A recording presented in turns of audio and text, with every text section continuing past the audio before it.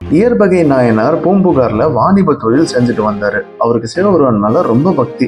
எந்த சிவனடியார் அவர்கிட்ட என்ன கேட்டாலும் உடனே கொடுத்துருவாரு. இவரோட பக்தியோட பெருமையை உலகத்துக்கு காட்ட நினைச்ச சிவபெருமான் ஒரு சிவனடியார் வேடத்துல வந்தாரு. இயற்பகை நாயனார் கிட்ட எனக்கு உன்னோட மனைவி வேணும்னு சொல்றாரு. யாரா இருந்தாலும் இந்த கேள்வி பயங்கர கோபத்தை ஏற்படுத்தும். ஆனா இயற்பகை நாயனார் உடனே ஒத்துக்கிட்டாரு. ஏன்னா கேட்டது சிவனடியார். தன்னோட மனைவி கிட்ட இதை சொன்னாரு. மனைவி ரொம்ப தயங்கி அப்புறம் இதை பக்தியோட ஒத்துக்கிட்டாங்க. ஏன்னா அவங்களும் சிவபெருமான் மேல உண்மையான பக்தி வச்சிருந்தாங்க.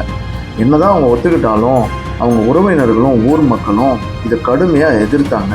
அவங்க கையில வேல் கம்பு எல்லாத்தையும் கொண்டு அந்த சிவனடியாரை தாக்குறதுக்கு கொண்டு வந்தாங்க.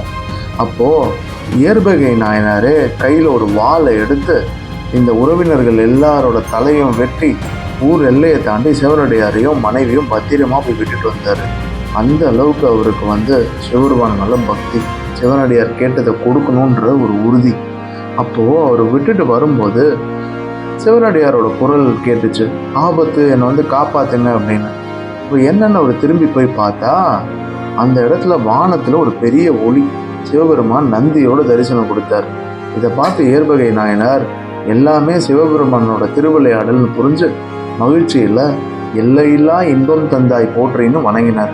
அப்போ சிவபெருமான் தெய்வ பக்தியோடு இருந்த இயற்பகை நாயனாரையும் அவரோட மனைவியையும் வெட்டப்பட்ட உறவினர்கள் எல்லாரையும் சிவலோகத்துல தன்னோட சேர்த்துக்கிட்டாரு.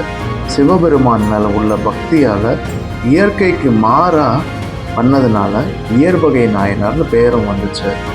இயற்பகை நாயனார் திருவடி போற்றி. ஓம் நம சிவாயா.